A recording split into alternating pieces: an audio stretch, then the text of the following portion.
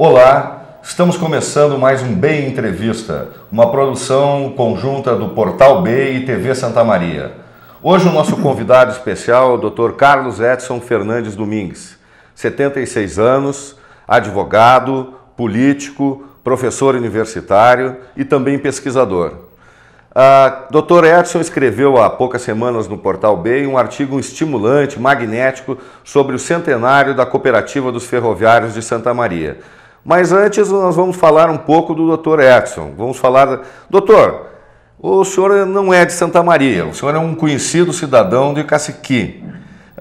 Nos conte para nós, quem foram seus pais, onde é que foram seus primeiros estudos e como é que o senhor veio para Santa Maria? Olha, pois eu sou natural mesmo de Santa Maria. Meu pai ferroviário, morava em Caciqui e quando eu estava para nascer, como já sabiam que o parto ia ser muito difícil, o Dr. Celso Teixeira, que era médico do Caciqui, acompanhou meu pai e a minha mãe até a estação da aviação ferra, onde tinha um altinho de linha com o Dr. Portela Fagundes dentro do alto, e esse altinho durante a noite percorreu os trilhos de Caciqui a Santa Maria, e aqui em Santa Maria, o doutor Lamartine de Souza, o clarear do dia, já estava com ambulância ali no cruzamento da Rua 7 com a Estrada de Ferro, e dali minha mãe e meu pai foram para a Casa de Saúde. Eu fui registrado no Caciqui, mas na verdade sou natural aqui de Santa Maria. Com muito orgulho, com muita alegria, e como filho de ferroviário que fui, sou um caciquiense por registro civil, mas um santamariense por ter nascido aqui. Doutor Edson, no artigo 100 anos da Cooperativa dos Ferroviários, o senhor resgatou com muita precisão, com muita propriedade a história da Cooperativa dos Ferroviários aqui de Santa Maria.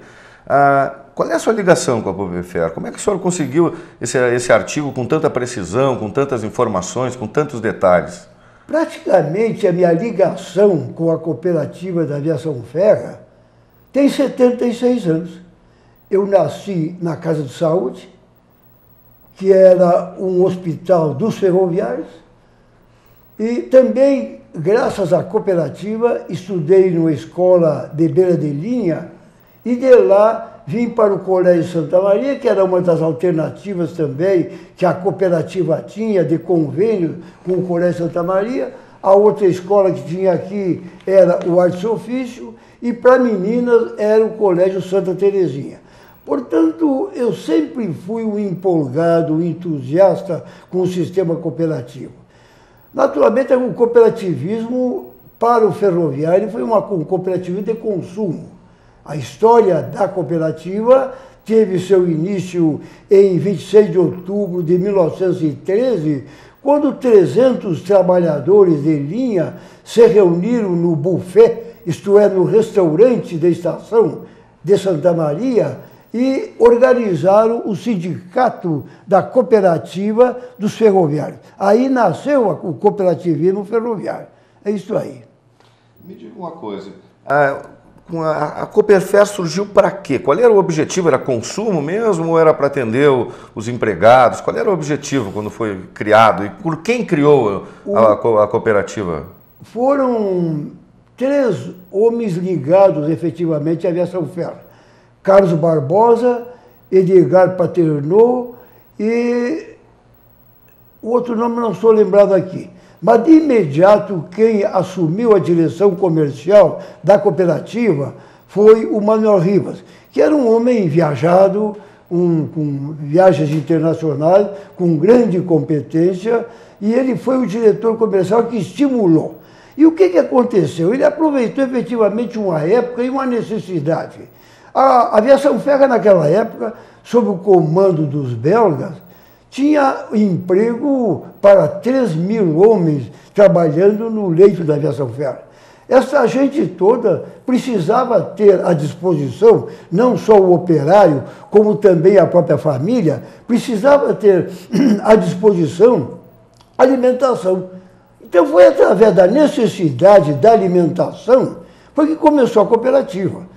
Eles não podiam ficar na dependência de armazéns que estivessem explorando o ferroviário ao longo da linha. Então a cooperativa se formou através disso. Efetivamente foi uma cooperativa criada apenas para a classe ferroviária. Não podia comprar na cooperativa outra pessoa que não fosse ligado à própria cooperativa, fosse ligada à própria cooperativa. Portanto, ela nasceu assim. E depois, de acordo com a própria necessidade dela e do quadro social, foi que ela passou a atender outras situações.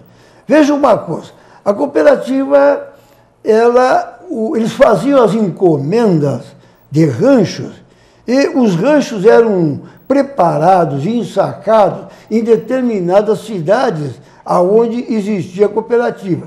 E dali, o rancho saía em vagões da aviação ferro para ser distribuído ao longo da linha nas famílias dos operários que estavam trabalhando. A cooperativa, com isso, tinha um custo. Ela pagava a aviação ferro por esse custo. Posteriormente, a aviação ferro, sentindo que a necessidade não era apenas de alimentação, mas também de cultura, de instrução para o filho do ferroviário, a aviação ferro criou a chamada economia de frete. Isto é, dispensava o pagamento do transporte do rancho, mas em contrapartida a cooperativa tratava de estimular a educação, a instrução do filho do ferroviário. Graças a esta chamada economia de frete, foi que a cooperativa instalou ao longo da linha, nos 4 pontos deste estado, ela instalou 105 escolas turmeiras, com professores em cada escola. Então, o filho do ferroviário aprendia as primeiras letras, desenvolvia até o 5º ano primário em escola turmeira, aonde eu tive o privilégio de iniciar, não numa escola turmeira, mas uma escola ferroviária, ali no Cacique, que era a escola Fernão Dias. Eu ia, naquela época, era uma lousa, coisa que hoje já não se fala mais, uma pedrinha, um lápis de pedra, riscando uma pedra também, e depois se apagava com água.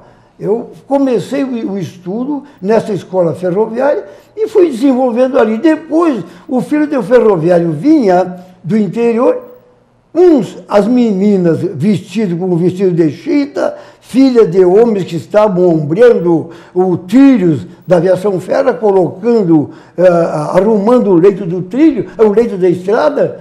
Elas vinham estudar em Santa Maria, na escola Santa Terezinha. Ali elas aprendiam corte e costura, aprendiam economia doméstica e aprendiam piano, a ponto de muitas jovens saírem dali tocando piano de cauda. Onde é que ficava a escola Santa Terezinha? A escola Santa Terezinha é todo aquele quarteirão que foi construída pela cooperativa e depois foi entregue para o governo do estado, e hoje é a Escola Manuel Ribas, que ostenta o nome do Manuel Ribas, que foi diretor comercial. No aspecto assim, dos rapazes, dos jovens, eles vinham estudar no Hugo Taylor, que é a Escola de Artes e Ofícios que nós temos aí na Avenida Rio Branco. Então, pela Escola Hugo Taylor, homens que se destacaram, um deles filho de um agente da aviação ferro, que foi o Iberê Camargo, que todos nós sabemos e o mundo conhece pelo conceito, pela fama dele como artista da pintura. E outra pessoa espetacular, e isso é importante que se dê destaque, tinha um pretinho, o chamado Nego Armênio Moraes. Ele estudou na Escola de Artes e Ofícios. E depois, como viram que ele estava se destacando, tinha competência para desenvolver a matemática, vejam vocês, na década de 30, a cooperativa mandou o Armênio Moraes estudar em Paris. Foi aprender matemática em Paris. Veio de Paris para ser professor de matemática na Escola de Artes e Ofícios, aonde hoje está ali o prédio, à frente do prédio todo, que está na Avenida Rio Branco. O Armênio Moraes ensinou matemática, na minha época eu conheci, era professor, né? E o Armênio Moraes ensinou matemática para muitos jovens que depois vieram ser coronéis do exército, vieram ser generais. passaram pelo negócio, o que chamava o apelido, porque ele era miudinho, bom, gostava muito também de usar o caixinha de fósforo para tocar, eles chamavam de caixinha, o apelido do Armênio. Outra coisa muito importante que teve ali é que o doutor Francisco Bastos, que era engenheiro da aviação ferro em Caciqui, e depois ele deixou a aviação ferro para iniciar a petrolífera do Argos em Uruguaiana, uma destilaria em Uruguaiana, e depois todo esse poderio se transformou na Ipiranga do Brasil. O doutor Francisco Bastos, ele em Rio Grande, ele escrevia cartas para a cooperativa da aviação ferro, para o diretor, era o meu pai, o presidente, e eles tinham uma amizade desde o tempo lá do Caciqui. Ele escrevia a carta para saber quais os alunos que tinham saído da parte de mecânica, da parte de fundição, que ele poderia precisar desses alunos em Rio Grande. Então, hoje tem uma população apreciável em Rio Grande de pessoas que foram alunos aqui na Escola de Artes e Ofícios e, através da Ipiranga, eles saíram para Rio Grande e para outras cidades. Fizeram também a vida profissional lá em Rio Grande. Em Rio Grande, exatamente. Doutor, o senhor me falou agora do Santa Terezinha e do Vitor Hugo. Faz parte da história, da tradição histórica de Santa Maria, essa contribuição da cooperativa ao ensino, a escolarização do santamariense. Assim. Mas tu me falou agora uma coisa que me chamou a atenção. As escolas ao longo da linha, muito se fala também que a cooperativa foi a maior, chegou a um determinado momento da sua história, que ela foi a maior cooperativa da América Latina.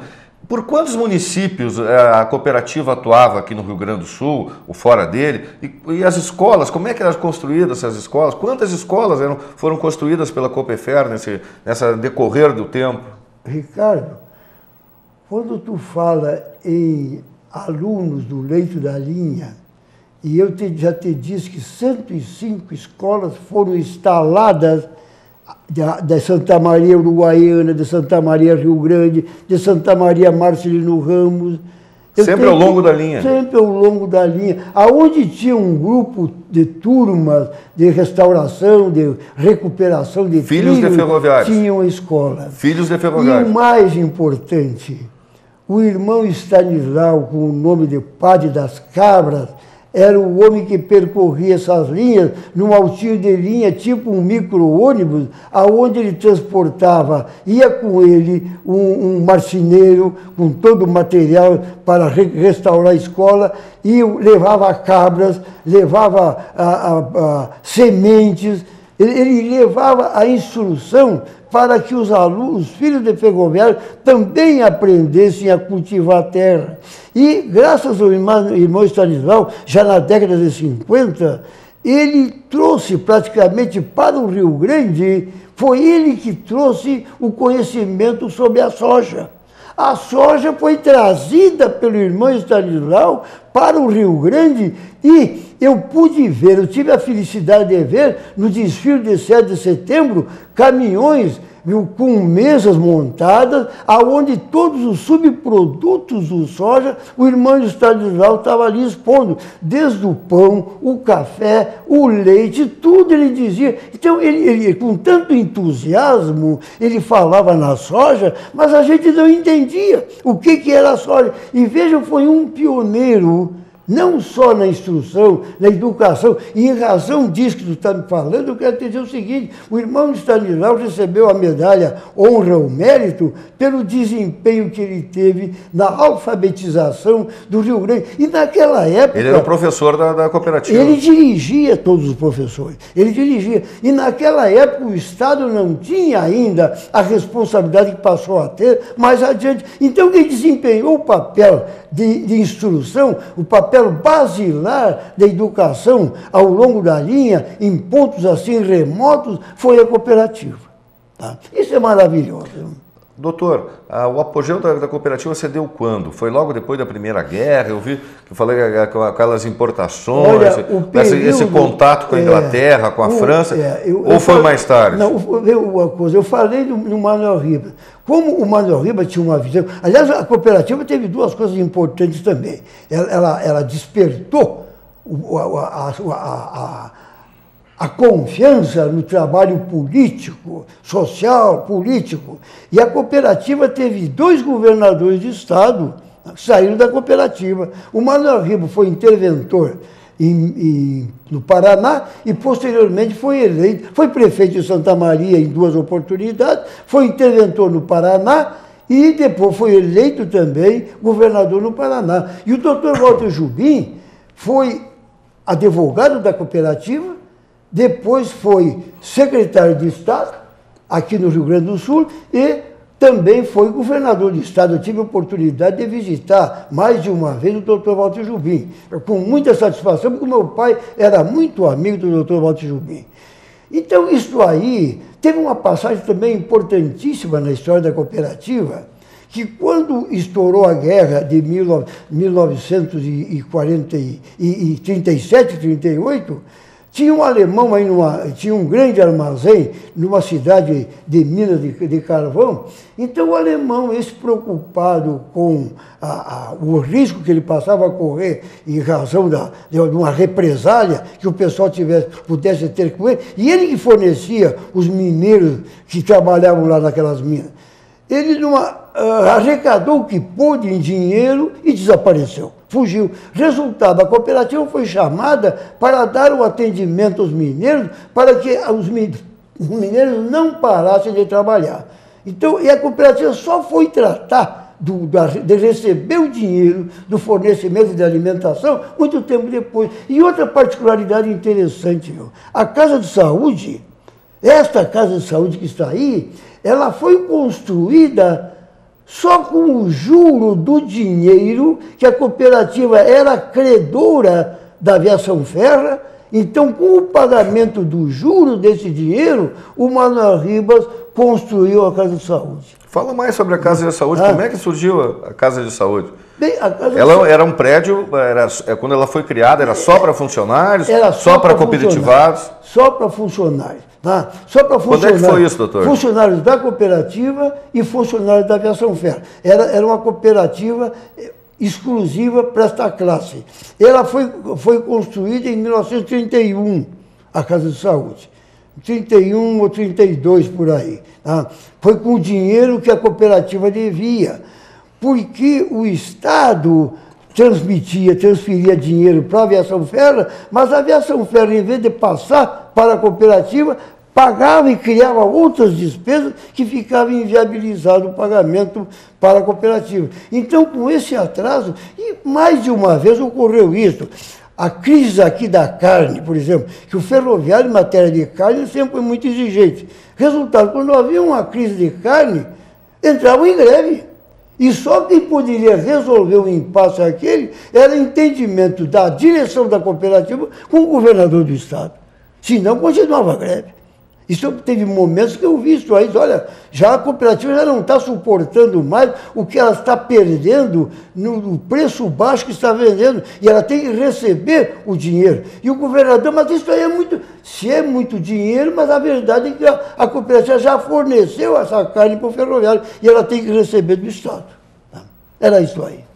Quando é que foi o apogeu? Assim, uma cooperativa que influenciou tanto uma cidade como Santa Maria, construiu escolas, não foi uma só, por esse estado todo, 105 escolas autônomas, né, no trajeto da ferrovia. Quantas cidades ela atuava aqui no Rio Grande do Sul? Atuava fora também? Vamos falar no apogeu. Na década de 14...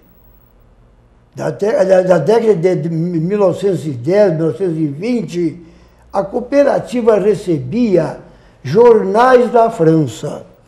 Eu tive a oportunidade de recolher jornais e levar para o curso de arquivologia aqui, jornais escritos em francês que estão no curso. Então vinha jornal da França. Da França também vinha o vinho. O vinho francês, Ricardo, era servido nos carros-restaurantes da Aviação Ferra. Os carros-restaurantes ficavam sob a responsabilidade da cooperativa, então o jantar, as refeições que sempre eram colocadas, 3, 4 pratos, e no prato de cima era só para salada, depois o outro prato era sopa. A francesa? A francesa era isso, e o vinho era francês. Então, ela viveu esses momentos. O tecido vinha da Inglaterra, diretamente para a cooperativa nessa década. Então, o relógio vinha da Suíça para a cooperativa, vinha o relógio marca Tissot, mas embaixo, assim, cooperativa dos empregados da aviação ferro. Especialmente construído. Claro, especialmente construído, preparado, feito para a cooperativa. Então, vejam vocês que esse período de 1920, 1930, essa década, foi o emprego, o grande emprego para qualquer moço, qualquer jovem, era ser empregado da cooperativa. E outra coisa muito importante, que como houve uma formação assim austera, porque na aviação ferro eram os belgas que estavam construindo, e eles tinham educação austera. Então o ferroviário também teve muita austeridade na vida dele, e a cooperativa também se transmitiu com austera, mas também com o pioneirismo de conquista social. Vejam, quando ainda o trabalhador no comércio tinha apenas 20 dias de férias, a cooperativa já dava 30 dias de férias para os seus empregados. Portanto, ela sempre esteve adiante de tudo isso. Adiante do tempo? Do tempo. Ela foi completa em tudo isso. E por que acabou? Como é que começou um apogeu, a maior cooperativa da América Latina? É uma decorrência do que nós estamos vendo hoje. Nós estamos com um problema de transporte, problema de congestionamento de ruas, problema de excesso de automóveis. Enquanto havia o transporte de massa, o cooperativismo ferroviário venceu. Na medida em que, olha, ela tendo 20 mil associados, ela atendia no mínimo 90 a 100 mil pessoas. Claro que a cooperativa venceu. Mas no período do governo Juscelino Kubitschek, como presidente da República, ele teve uma opção. Ou aplica dinheiro no setor ferroviário, transporte de massa, que talvez fosse a grande coisa para o Brasil, pela extensão territorial da nossa pátria. Ele o que fez? Ele atendeu um mercado de mão de obra mais rápida, que foi o automóvel. E com isso, de 20 mil empregados que teve a cooperativa, a aviação ferro, e consequentemente 20 mil associados teve a cooperativa, hoje a aviação ferro no Rio Grande do Sul tem 400 ou 500 empregados, transportando aí, cada trem da aviação ferro hoje leva mais de 100 vagões. Ora, diminuiu o número de pessoas, também diminui a cooperativa. Ela sofreu acanhamento por causa disso. E, aliás, eu lembro agora o seguinte, é aquela de Humberto de Campos, quando ele diz o seguinte: desaparecendo o crente, desaparecendo o culto, é natural que desapareça o crente. Qual era o culto? Era o transporte ferroviário. O crente foi a cooperativa. Desapareceu o transporte ferroviário e a cooperativa desapareceu também. Eu vi que o senhor tem uma paixão pela vida ferroviária, pelo transporte, pelo modal ferroviário. O Brasil precisa de ferrovias hoje? Ao seu ver? Olha, o senhor que acompanhou esse apogeu da ferrovia, apogeu da cooperativa, o que precisa para o Brasil? Hoje temos muito em voga, está muito em época falar sobre a ferrovia Norte-Sul que vai passar por aqui. Como é que o senhor vê a ferrovia no Brasil hoje? Ricardo, o transporte coletivo é necessário na nossa cidade de Santa Maria. Imagina a necessidade que nós temos do transporte coletivo e transporte ferroviário. Prova está que hoje, como já falei, tem trens aí com 100 vagões, transportando carga. E a Europa hoje, a fama toda, o transporte é de passageiro. Aqui em Santa Maria, onde que você poderia aplicar no transporte de massas? Em quais situações e como? Essa linha pode ser aproveitada para um transporte, digamos, municipal, seria no caso? Olha, no que tu está me dizendo, se nós tivéssemos um transporte de massa da Tancredo Neves até Camobi, imagina o que poderia representar a redução do transporte através do automóvel. Isso é viável hoje? Mas tem que ser viável. Nós não temos outra saída. Nós ficamos, da Tancredo até o centro, tem determinados momentos que nós ficamos mais de meia hora para chegar aqui. Bota o marcador de quilometragem, de velocidade, mas a velocidade não ultrapassa a 15 quilômetros. Hoje eu vindo aqui da fronteira, quando nós chegamos na Tancredo, para. Olha, pare na Tancredo, pega um trem, vem ao centro de Santa Maria e daqui vai a Camobi. Um percurso desse da Tancredo, passando pelo centro de Santa Maria e indo a Camobi, mas já é uma solução para o nosso grave problema de transporte coletivo, transporte de pessoas aqui. É o que eu entendo. E o que emperra isso? O que faz os nossos políticos de hoje não fazer, não olharem com bons olhos isso? Ou não conseguirem? Eu não costumo dizer que é problema político. Eu não costumo dizer isso. Eu acho que nós precisamos é investir nisso aí. O governo precisa acreditar, algum governo tem que acreditar que este custo alto, a curto prazo, alto, ele apresentará uma solução a longo prazo que será a solução final para tudo. Ora, nós vemos aí Buenos Aires, que tantas pessoas tiveram a oportunidade já de visitar. Lá o que ocorre? O centro de Buenos Aires não tem automóvel. Tudo é trem subterrâneo. Eu tive a oportunidade de sair do centro de Buenos Aires e a Chacarita por um trem subterrâneo. Agora, quando a gente chega lá é que está a circulação de carro. Lá é que começa a sair. E o que nós temos que fazer aqui? Eu acho que a necessidade é essa, Ricardo. Agora, é preciso que a classe política pense nisso. É preciso que o Poder Legislativo lute por isso. É preciso que o prefeito acredite nisso.